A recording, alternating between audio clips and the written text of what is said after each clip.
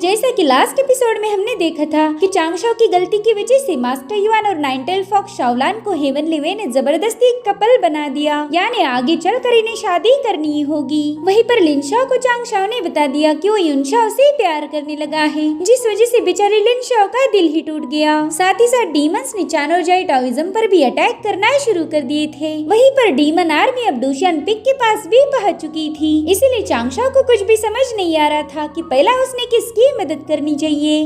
अब आगे तो ओपनिंग सीन में हम देखते हैं डीजांग और उसके कुत्ते डीटिंग को, जो कि मच्छरों की रानी यानी कि कांगपिंग से मिलने आए थे। ये सभी लोग डीजांग के सामने नील कर रहे थे। डीजांग कहता है कि मेरा इंतजार करने के लिए शुक्रिया। कांगपिंग तो उसे वहाँ देखकर काफी ज्यादा हैरान थी। वो सोचती है कि इसी डीजांग की वजह से सेंट जुंटी ने हमारे लिंगशान माउंटेन को पूरी तरह से सील कर दिया, ताकि डीजांग दोबारा से कोई गड़बड़ी ना कर पाए। लेकिन इतनी जल्दी ऐसा क्या हो गया जो सेंट जुंटी को डीजांग को दोबारा से मिशन पर भेजना पड़ा। मुझे तो लगा था कि मैं कुछ सालों तक इस डीजांग का थोबड़ा भी नहीं देख पाऊंगी, लेकिन ये तो दोबारा से वाटर गॉड को उंगली करने पहुंच गया। वहीं पर डीटिंग अपने मालिक को माइंड पावर का यूज करके बता रहा था कि मालिक ये है कांगपिंग। ऐसा कहा जाता है कि पिछली जंग में इसने उस वाटर गॉड का साथ दिया था, लेकिन अभी तक इस पर लगाए गए इल्जाम साबित नहीं हुए। अब यहाँ पर डीजांग और डीटिंग के दरमियान जो भी कन्वर्सेशन हो रहा था उसे उन दोनों के अलावा और कोई सुन नहीं सकता। तो अब डीटिंग की सारी बातें सुनने के बाद डीजांग कांगपिंग से कहने लगा कि प्लीज उठ जाओ, मेरे सामने ऐसे नील ना किया करो, मुझे बिल्कुल अच्छा नहीं लगता।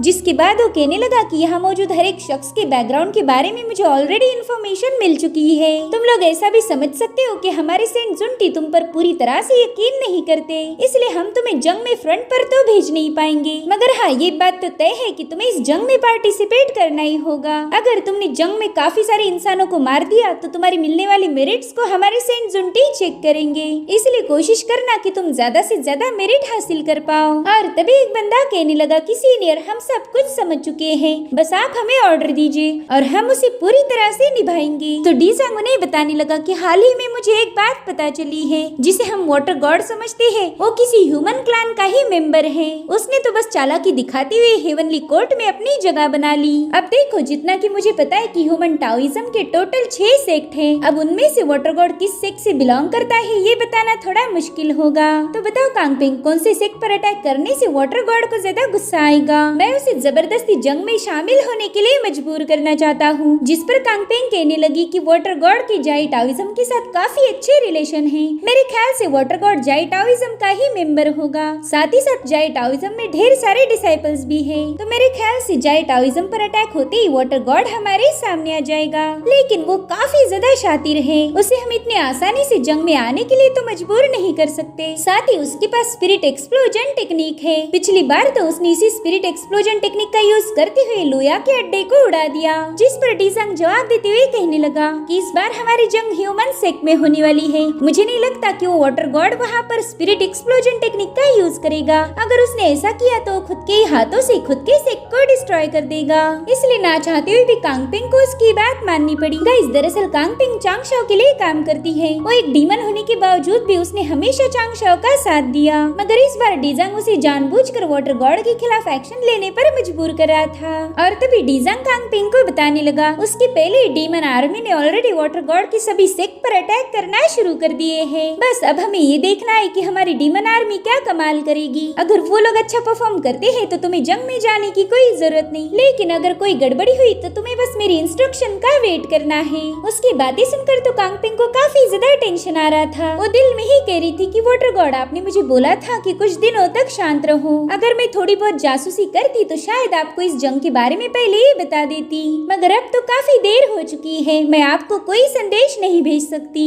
आज आपके सेक्ट में जो कुछ भी होगा उसके लिए मुझे माफ कर देना। वहीं पर डीटिंग उसकी बातें सुनने की पूरी कोशिश कर रहा था, लेकिन चांगशाओ ने ऑलरेडी कांगपिंग के थॉट्स को कवर कर दिया था, जिस वजह से डीटिंग उसकी बातें समझ ही नहीं पाता। इसलिए वो डीजांग से कहने लगा कि मास्टर, ये बंदी अपने दिल में काफी सारी बकबक लगभग करती जा रही है, लेकिन ताज्जुब की बात यह है कि मैं उसका कोई थॉट पढ़ नहीं सकता। मेरे ख्याल से इसके पास जरूर से हमारे खिलाफ कोई प्लानिंग होगी, मगर डिजांग पर इसका कोई असर नहीं होता। वो तो बस कांगपिंग को देखकर इवल स्माइल कर रहा था। वहीं पर हमें जीलोंग विलेज का सीन दिखाया जाता है, जो कि चांगशो का खुद का ही एक सेक्ट था और यहाँ पर डीमन आर्मी ने काफी तबाही मचा के रखी हुई थी। साथ ही हम देखते हैं कि जाई टाओइज्म पर भी अटैक करने के लिए डीमन आर्मी पहुंच चुकी है। इसलिए जाई टाओइज्म के डिसाइपल्स अपनी पावर्स का यूज करते हुए वहाँ पर एक फॉर्मेशन सेटअप कर देते हैं, ताकि डीमन आर्मी आसानी से ब्रेक इन ना कर पाए। इधर डूशियान पिक के गेट पर भी डीमन आर्मी पहुंच चुकी थी। वहाँ मौजूद फॉर्मेशन की वजह से वो लोग डायरेक्टली अंदर नहीं जा पा रहे थे, लेकिन डूशियान पिक के सीनियर किंग शाओ को पता था कि थोड़ी देर में डीमन ब्रेक इन करेंगे, इसलिए वो काफी ज्यादा परेशान हो गए। वहीं पर चांगशो भी थोड़ा सा टेंशन में था। वो समझ जाता है कि इस अटैक के पीछे भी डीजांग का ही हाथ होगा, लेकिन एक बात उसके पल्ले नहीं पड़ रही थी कि आखिर इस बार इन लोगों ने डूशियान पिक पर अटैक क्यों किया। डूशियान तो एक छोटा सा सेक्ट है और ना ही हमारे पास ज्यादा डिसाइपल्स है, तो फिर डीजांग ने यहाँ हमला क्यों करवाया होगा। इसलिए फाइनली चांगशो भी फाइट बैक करने का डिसाइड करता है। वो किंग शाओ से कहने लगा कि सीनियर आप बिल्कुल फिक्र ना करो, मैं आपको इस जंग में सपोर्ट करूंगा, मगर एक बात आप अच्छे से जानते हो कि मुझे शैडोज में रह के काम करना अच्छा लगता है, मुझे फेमस होना बिल्कुल भी पसंद नहीं, इसलिए आज भी मैं बिना किसी की नजर में आए इनकी छुट्टी कर दूंगा। और उतने में ही चांगशो को सेंट टाइचिंग ने दिए हुए पगोड़ा की आवाज आती है, जो कि वापस से चांगशो के पास आ गया था। वेल इस पगोड़ा का काम था किसी भी कीमत पर चांगशो को प्रोटेक्ट करना, इसलिए वो कहता है मेरे दोस्त देख मैं तेरी हिफाजत करने पहुंच गया। चांगशो भी उस पगोड़ा को देखकर काफी ज्यादा हैरान हो गया। वो कहता है अरे वाह, सेंट टाइचिंग ने खुद होकर इस पगोड़ा को मेरे पास भेज दिया, यानी कि ये मैटर काफी ज्यादा सीरियस हो चुका है। अब तो मैंने जल्दी से हाईएस्ट लेवल के डिफेंस सिस्टम को एक्टिवेट कर देना चाहिए, ताकि कोई मेरा बाल भी बाका न कर पाए। आज तो मैं इन डीमंस को बताऊंगा कि मुझसे पंगे लेने का अंजाम क्या होता है। जिसके बाद वो इमॉर्टल किंग शाओ से कहने लगा कि सीनियर हमारी डूशियान पिक के सभी डिसाइपल्स को अर्थवेन रिलोकेशन फॉर्मेशन का यूज करके यहाँ से दूर भेज दो। मैं नहीं चाहता कि वो डीमन आर्मी के हाथों घायल हो जाए। चांगशो के इस डिसीजन से तो किंग शाओ काफी ज्यादा हैरान हो गए। वो कहते चांगशो तुम एक ऐसी बातें कर रहे हो, हम बिना फाइट के पीछे नहीं हट सकते। जिस पर चांगशो कहता है हाँ आपने एकदम सही सुना, मैं चाहता हूँ कि जल्दी से हमारे सेक्ट को खाली किया जाए। तो किंग शाओ तुरंत ही चांगशो को याद दिलाते हैं कि पिछली बार उनके रिलोकेशन फॉर्मेशन के बारे में डीमंस को पता चल गया था। अगर हम बिना सोचे समझे वहाँ चले गए और डीमंस ने हम पर अटैक किया तो मसला हो जाएगा। तभी चांगशो ने एक डिवाइस शो करता है। वो कह रहा था कि आपकी इस डिसाइपल ने ऑलरेडी सारा सेटअप कर लिया था, मुझे पता था कि कभी न कभी हमें इस फॉर्मेशन की जरूरत होगी, इसलिए मैंने एक नए रिलोकेशन फॉर्मेशन को सेटअप किया, जो कि पुराने फॉर्मेशन से लगभग 1700 फीट नीचे है। दरअसल चांगशो ने अपनी पेपरमैन के आर्मी का यूज करके इस फॉर्मेशन को काफी दिनों पहले ही सेटअप किया था। ये जगह अर्थवेन्स में इतनी नीचे छुपी हुई थी कि वहाँ पर डीमन क्या उनका बाप भी इन्हें ढूंढ नहीं पाएगा। चांगशो बता रहा था कि वो जगह काफी ज्यादा सीक्रेट है, इसलिए आप बेझिझक हमारे सभी डिसाइपल्स को वहाँ पर भेज दीजिए। और रही बात जाई टाओइज्म की तो उन्हें मैं संभाल लूंगा। इसलिए किंग शाओ अपने सभी डिसाइपल्स को अर्थवेन रिलोकेशन फॉर्मेशन में भेज देते हैं। वो कह रही थी चांगशो इस बार हमारे डूशियान पिक की जिम्मेदारी तुम्हारे कंधों पर आ चुकी है, प्लीज हमारे सेक्ट को बर्बाद मत होने देना। अब चांगशो की अगली मूव थी जाई टाओइज्म को प्रोटेक्ट करना, इसलिए वो जल्दी से अपनी पेपरमैन की आर्मी को काम पर लगा देता है। साथ ही साथ चांगशो ने एक जगह पर फॉर्मेशन सेटअप कर दिया, जिसके बाद वो अपने सभी साथियों को सिग्नल भेज देता है। इसलिए ड्रैगन प्रिंस यानजी और ली बाई अपनी सारी सेना लेकर चांगशो ने दी हुई लोकेशन की तरफ रवाना हो गए। वहीं पर चान टाओइज्म के लोग अभी भी डीमन आर्मी के साथ फाइट कर रहे थे।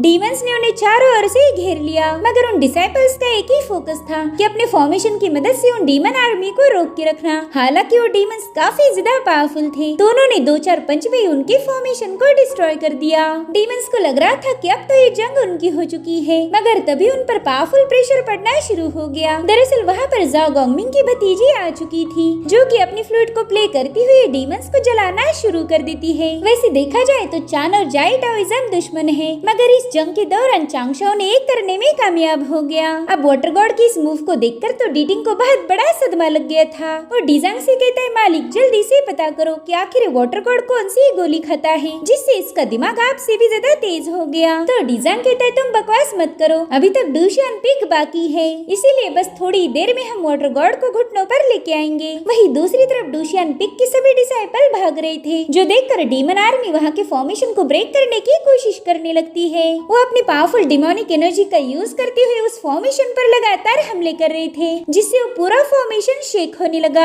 शुयाना भी ये नजारा देखकर काफी ज्यादा घबरा गई। वो जल्दी से इमॉर्टल किंग शाओ के पास जाकर कहने लगी कि सीनियर यहाँ पर शॉकिंग पिक से कोई भी नहीं है, हमने उन्हें जल्दी से रिलोकेशन फॉर्मेशन से जाने के लिए बता देना चाहिए वरना उनकी जान को खतरा होगा। दरअसल यहाँ पर शुयाना चांगशा और उसके मास्टर के बारे में बात कर रही थी। तभी किंग शाओ से कहते कि तुम उनकी फिक्र मत करो, वो लोग यहाँ से नहीं जाने वाले। इसलिए अब शुयाना भी जंग से भागने का डिसीजन बदल देती है। वो कह रही थी कि मैं भी रिलोकेशन फॉर्मेशन में नहीं जाऊंगी, अगर मैं जंग छोड़ के भाग गई तो खुद को कभी माफ नहीं कर सकती। इसलिए किंग शाओ से यहीं पर रुकने की परमिशन दे देते हैं। लेकिन वो कह रही थी कि तुम सीधा चांगशाओ के घर चली जाओ। उन्हें पता था कि शुयाना चांगशाओ के साथ ही ज्यादा सेफ रहेगी, इसलिए शुयाना जल्दी से चांगशाओ की अलकेमी वाली रूम में पहुंच गई। वो देखते ही कि वहाँ पर एल्डर युआन और मास्टर जियो बेहोश पड़े हैं, इसलिए वो काफी ज्यादा घबरा गई। उसे डर था कि कई डीमंस ने इन्हें मार न दिया हो। और तभी वहाँ पर चांगशाओ लिनशाओ को लेकर पहुंच गया। वो कहते शुयाना तुम इन दोनों के लिए ज्यादा टेंशन मत लो, कुछ ऐसी बातें हैं जो मैं फिलहाल इन लोगों को बिल्कुल भी बता नहीं सकता,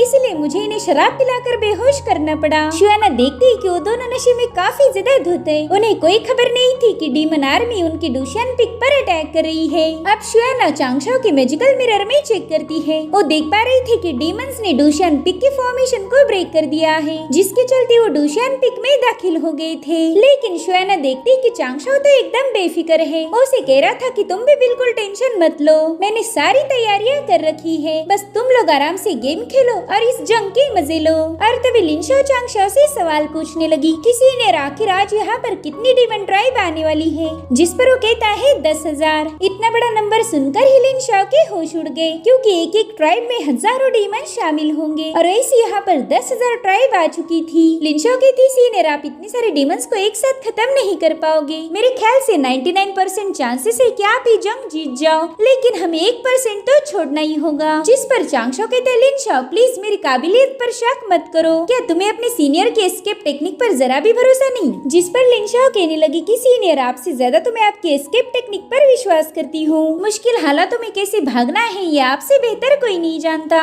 वहीं पर डीमंस डूशियन पिक में एंटर कर चुके थे। वो कहते कि अरे यार हमें तो यहाँ आने में काफी ज्यादा देरी हो गई, देखो ना डूशियन पिक के सभी डिसाइपल्स भाग चुके हैं। मगर उसी वक्त उन्हें ग्यूकिन के प्ले होने की आवाज आई, जिससे तो लोग काफी ज्यादा चौंक गए थे। तभी एक डीमन कहता है कि बॉस मुझे तो लगता है कि यहाँ पर कोई ट्रैप बिछाया हुआ है, अगर हम उसमें फंस गए तो मारे जाएंगे। ये सुनते ही उसका बॉस उसे डांटने लगा। वो कहता है बेवकूफ, डूशियन एक सबसे छोटा सेक्ट है, भला वो यहाँ पर क्या ही ट्रैप बिछाएंगे। जिसके बाद वो डीमन का लीडर बड़ी ही तेजी से चांगशाओ की तरफ अटैक करने के लिए आगे बढ़ता है। उसी वक्त चांगशाओ ने बड़े ही स्टाइल के साथ उसके मुंह पर एक सेंजू बिन फेंक के मारी। वेल सेंजू एक मैजिकल बिन थी जो कि हेवनली सोल्जर को पैदा करती है। और तभी चांगशाओ कहता है बुम, उसके ऐसा कहते ही वो सेंजू बिन फटकर ब्लास्ट हो गई, जिसमें से पहला तो वहाँ पर पॉइजनस स्मोक रिलीज हुआ और तभी चांगशाओ के पेपरमैन ने ढेर सारे सेंजू बिन्स को रिलीज कर दिया और अब वो हर एक सेंजू बिन एक एक वॉरियर को क्रिएट करती है, जिन्होंने डीमन आर्मी के ऐसी की तैसी करना शुरू कर दी थी। कुछ डीमंस तो इन हेवनली वॉरियर्स को देखकर इतना डर गए कि वो तुरंत ही वहाँ से दुम दबाकर भागने लगते हैं। मगर चांगशाओ के पेपरमैन ने हेवनली वॉरियर को इशारा कर दिया कि जल्दी से इन्हें गोलियों से भून डालो। वहाँ होने वाली गोलीबारी में कई सारे डीमन कुत्ते की मौत मारे जा रहे थे। चांगशाओ कह रहा था कि अब एक बार तुम यहाँ आ ही गए हो तो वापसी का टिकट नहीं मिलेगा। इधर लिनशाओ तो वाटर गॉड को देखकर काफी ज्यादा इम्प्रेस हो गई थी। वो कहती सीनियर आप तो काफी ज्यादा हैंडसम हो,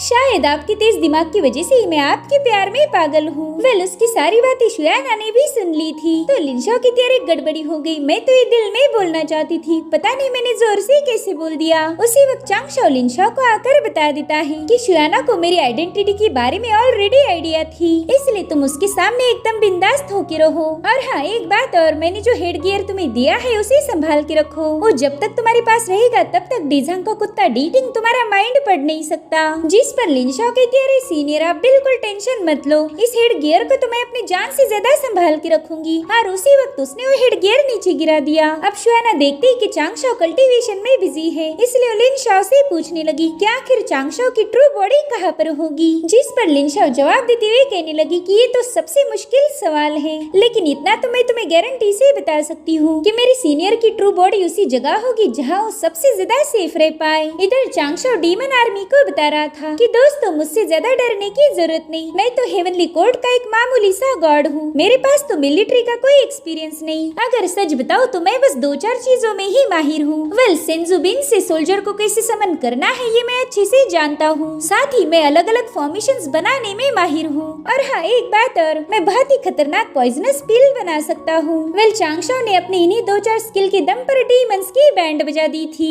उसके सेंजुबिन्स वॉरियर्स ने डीमंस को इस तरह से मिटाना शुरू कर दिया मानो वहाँ पर पॉइजनस पिल का तूफान आया हो। और अब चांगशाओ अपने एक यूनिक फॉर्मेशन को ओपन कर देता है जिसे उसने हाल ही में डिजाइन किया था, जिसका नाम था मिरर मेज फॉर्मेशन। डीमंस तो इस फॉर्मेशन को देखकर काफी ज्यादा हैरान हो गए। वो फॉर्मेशन हजारों मिरर नीचे गिराना शुरू कर देता है, जिससे डीमंस को कुछ भी समझ नहीं आ रहा था कि उन्होंने आखिर किस दिशा में जाना चाहिए। अब उन लोगों के पास फॉर्मेशन से बाहर जाने का बस एक ही रास्ता था, मगर वहाँ पर भी चांगशाओ ने अपनी टाइचिंग डायग्राम को सेटअप कर दिया, जो कि उन डीमंस को अपनी खतरनाक एनर्जी से खत्म करना शुरू कर देती है। चांगशाओ की ये मूव काफी ज्यादा भयानक थी। अब वो कई सारे डीमन को खत्म करने के बाद बचे हुए डीमंस को मारना शुरू कर देता है। वो अपने फॉर्मेशन मिरर का यूज करते हुए कई सारी जगहों पर पॉइजनस पिल्स ब्लास्ट करना शुरू कर देता है। बेचारे डीमंस को तो कुछ भी समझ नहीं आ रहा था कि आखिर वो वाटर गॉड की इस खतरनाक फॉर्मेशन से कैसे बचेंगे। मगर उसी वक्त चांगशाओ का फॉर्मेशन ब्रेक हो जाता है, जो देखते ही डीमंस ने तुरंत ही वहाँ से भागना शुरू कर दिया। हालांकि उन्हें पता ही नहीं था कि चांगशाओ के पास एक और बैकअप प्लान है। चांगशाओ ने तुरंत ही सेंट टाइचिंग के पगोड़ा से कांटेक्ट किया। वो कहते हैं, सीनियर प्लीज मुझे अपनी 3 लेयर पावर उधार दीजिए। इसलिए पगोड़ा ने भी अपनी 3 लेयर पावर को एक्टिवेट कर दिया, जिससे वहाँ पर बहुत ही स्ट्रॉन्ग स्पिरिचुअल एनर्जी फ्लो हो रही थी। और अब पगोड़ा ने अपनी एनर्जी वेव को रिलीज करते हुए कई सारे डीमंस को मारना शुरू कर दिया, जिसके बाद पगोड़ा भी रुक जाता है। वो कह रहा था कि बच्चे, तुम्हारे पास तो काफी सारी ट्रिक्स है, तुम्हारा ये मिरर फॉर्मेशन मुझे बहुत ज्यादा पसंद आया।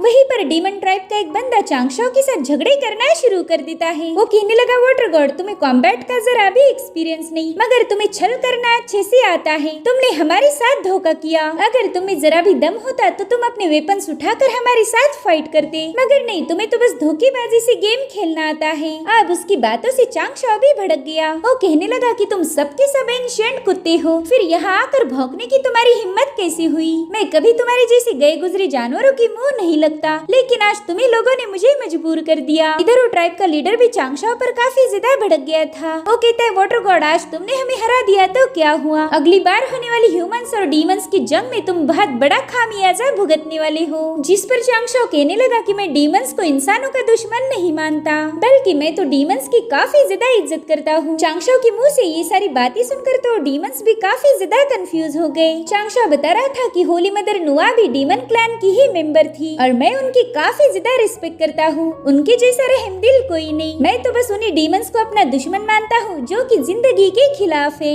हम सबको इस दुनिया में जीने का हक है, इसलिए तुम लोग मेरे दुश्मन नहीं हो। चांगशाओ की बातों से डीमन ट्राइब के लीडर का दिल भी पिघल गया। वो कहते हैं, हाँ यार, वाटर गॉड की बातों में तो दम है। हम डीमंस होकर भी जिंदगी के खिलाफ नहीं, यानी कि हम वाटर गॉड के दोस्त थे। और तभी एक दूसरे डीमन ने उसके सिर पर एक जोरदार रखी दी। वो कहता है कि वाटर गॉड हमें उल्लू बना रहा, इसलिए कोई उसकी बातों में नहीं आएगा। जिसके बाद वो तुरंत ही अपनी आर्मी को अटैक करने का हुक्म देता है। उनमें से पावरफुल डीमंस ने वाटर गॉड पर जबरदस्त अटैक कर दिए थे, मगर तभी मैजिक पगोड़ा बीच में आकर उन सारे अटैक्स को काउंटर कर देता है। पगोड़ा उनसे कह रहा था कि अरे, तुम्हारे अटैक्स तो काफी ज्यादा कमजोर हैं, मुझे तो उनसे गुदगुदी भी नहीं हुई। शायद तुम लोग खाना खा के नहीं आए हो, इसलिए तुम्हारे अटैक्स में भी दम नहीं। वहीं पर चांगशाओ सोचता है कि डीजांग ने जानबूझकर इस डीमन आर्मी को यहाँ भेजा। मुझे नहीं लगता कि डूशियान पर अटैक करना उसका मकसद होगा। इधर डीटिंग डीजांग से कह रहा था कि वाटर गॉड काफी ज्यादा पावरफुल है, उसने मैजिकल पगोड़ा की 3 लेयर पावर का यूज किया है। शायद मेरे मालिक एक बार फिर से वाटर गॉड के सामने हार गए, लेकिन डीजांग ने अभी तक हार नहीं मानी थी। वो कांगपिंग से पूछने लगा कि बताओ अब इस सिचुएशन में हमने क्या करना चाहिए। अब कांगपिंग कुछ बोल पाई इससे पहले डीटिंग उसके एकदम करीब आ जाता है। वो बस उसके गोल गोल चक्कर लगाते हुए कांगपिंग की सारी बातें गौर से सुन रहा था। कांगपिंग डीजांग से कहने लगी कि आपका प्लान ब्रिलियंट था। आपने वाटर गॉड को अपने असली फॉर्म में आने पर मजबूर कर दिया। आपने वाटर गॉड को उसकी मैजिकल पावर रिवील करने पर मजबूर कर दिया। साथ ही साथ आपने सभी डीमंस के दिल में वाटर गॉड के लिए नफरत पैदा कर दी। आज वाटर गॉड ने इतने सारे डीमंस को मारा है कि वो हमेशा हमेशा के लिए डीमन कोर्ट का दुश्मन बन गया। आज के बाद जितने भी डीमंस पैदा होंगे वो सबके सब आपके जीफांग टाओइज्म के साथ वफादार होंगे। शायद इस जंग के पीछे आपके यही 3 मकसद थे जो कि आपने पूरे कर दिए। इसलिए मुझे नहीं लगता कि इस जंग में वाटर गॉड की जीत हुई है। जीत तो आपकी हो गई। वेल, यहाँ पर कांगपेंग ने अपने तेज दिमाग से डीजांग का सारा प्लान समझ लिया था, जो देखकर डीजांग भी काफी ज्यादा इम्प्रेस हो जाता है। वो उससे पूछता पूछता है कि बताओ तुम्हें मेरा प्लान इतनी आसानी से समझ कैसे आ गया। तो कांग पिंग जवाब देते हुए कहने लगी कि उस वाटर गॉड ने हमारी जीफांग टाओइज्म और डीमन कोर्ट को हमेशा हराया है, क्योंकि हमारी प्लानिंग में हमेशा कोई ना कोई कमी जरूर रह जाती है और इसी कमियों का फायदा उठाते हुए वाटर गॉड ने हमें हरा दिया। अगर अगली बार जीफांग टाओइज्म डीमन कोर्ट को पूरी तरह से कंट्रोल करे तो शायद हम वाटर गॉड को हरा पाएंगे। लीडर हमेशा एक होता है, वो लीडर आप बन सकते हो या फिर लुया। डीटिंग तो कांग पिंग की बातों से काफी ज्यादा कंफ्यूज हो गया। ओके ताई मालिक, ये तो सेम टू सेम आपकी जैसी ही बातें कर रही है। दरअसल कांग पिंग ने डीजांग की सारी प्लानिंग पहचान ली थी, इसलिए डीजांग को काफी ज्यादा गुस्सा आ जाता है। ओके ताई कांग पिंग, हमेशा होशियारी दिखाना सही नहीं होता। अब जल्दी से डूशियन से जाकर हमारे साथियों की मदद करो। मैं भी देखना चाहता हूँ कि वहाँ जाकर तुम कौन सी होशियारी दिखाने वाली हो। बस किसी भी कीमत पर मुझे निराश मत करना। जिस पर कांग पिंग कहती, जी जनाब, आप एकदम बेफिक्र रहे। जिसके बाद वो सीधा वाटर गॉड के पास पहुँच गयी। उसने जाते ही चांगशाओ पर अटैक कर दिया था, मगर ये अटैक तो बस एक बहाना है। कांग पिंग ने फाइट करते हुए चांगशाओ को बता दिया कि डीजांग पूरे के पूरे डीमन आर्मी को जीफांग टाओइज्म के साथ मिलाना चाहता है। चांगशाओ भी डीजांग की इस प्लान से काफी ज्यादा हैरान हो गया। वो कांग पिंग से कहता है कि प्लीज आगे चलकर मेरा साथ देना, जिसके लिए तो कांग पिंग पहले से ही राजी थी। और इसी के चलते चांगशाओ के चेहरे पर एक प्यारी सी स्माइल आ गई। वहीं पर लिन शुआना को बता रही थी कि जब भी मेरे सीनियर ऐसे स्माइल करते हैं तब समझ लेना कि उन्होंने ऑलरेडी कुछ तो सेटअप किया है। इधर वाटर गॉड कांग पिंग से कहने लगा कि आज तो यहाँ पर ढेर सारी डीमन आर्मी आई है। इसका मतलब वो बंदा बिल्कुल सही कह रहा था कि आज हम दोनों को ढेर सारी मेरिट मिलने वाली है। तुम सबको मारने के बाद मेरे कर्मा के अकाउंट्स में मेरिट की बाढ़ आ जाएगी। चांगशाओ का ये डायलॉग सुनकर डीमंस और डीटिंग काफी ज्यादा शॉक हो गए। तभी कांग पिंग उससे पूछती कि वाटर गॉड, आखिर तुम कहना क्या चाहती हो? आखिर ये मेरिट वाली बात तुम्हारे पास कैसे पहुँच गई? ये प्लान तो बस हमारे मास्टर डीजांग को पता था, फिर तुम्हें इसकी भनक कैसे लग गई? जिस पर चांगशाओ कोई जवाब नहीं देता, वो तो बस स्माइल कर रहा था। और तभी एक डीमन पीछे से चिल्लाकर बताने लगा कि महारानी कांग पिंग, शायद वाटर गॉड और डीजांग एक साथ मिले हुए हैं। तो कांग पिंग भी नौटंकी करते हुए कहने लगी कि तुम लोग मास्टर डीजांग पर ऐसे इल्जाम नहीं लगा सकते। और तभी वाटर गॉड कहता है, अय्या, इन लोगों को तो सब कुछ पता चल गया। जिसके बाद चांगशाओ डीमंस को बताने लगा कि तुम्हारे मास्टर डीजांग ने मुझे तुम्हें मारने का हुक्म दिया था। जिसके बाद चांगशाओ ने तुरंत ही अपने डिवाइन ट्रेजर को समन कर लिया। वहीं पर डीटिंग कह रहा था, मालिक आप तो एक बार फिर से फंस गए। इधर वाटर गॉड कहने लगा कि एक गॉड होने के नाते मैं डिवाइन सेलेस्टियल ट्रूप्स को यहाँ आने का हुक्म देता हूँ। जल्दी से यहाँ आकर इस पूरी जगह को घेर लो। गाइस, यहाँ पर मैं थोड़ी बातें क्लियर करना चाहती हूँ। दरअसल डीजांग लुया की डीमन आर्मी हड़पना चाहता था। अगर ऐसा हुआ तो जीफांग टाओइज्म काफी ज्यादा पावरफुल बनेगा। इसलिए चांगशाओ कांग पिंग के साथ मिलकर सभी डीमंस को उल्लू बना रहा था। ये बताकर कि डीजांग ने जानबूझकर डीमन आर्मी को मरने के लिए यहाँ भेजा। इसमें चांगशाओ का फायदा ये था कि डीमंस डीजांग के दुश्मन बन जाएंगे। अब वहाँ पर चांगशाओ ने कई सारी सेलेस्टियल बीइंग्स को समन किया था, जो कि सीधे जाकर डीमन आर्मी पर अटैक कर देते हैं। वहीं पर डीमंस कह रहे थे कि हमारे साथियों की मौत का जिम्मेदार वाटर गॉड नहीं बल्कि डीजांग है। चलो पहले उसके साथ हिसाब बराबर किया जाए। इधर डीजांग तो वाटर गॉड की इस चाल से काफी ज्यादा भड़क गया था। और इसी के साथ ये एपिसोड यहीं पर एंड हो जाता है। Thank you so much for watching. Bye bye, take care.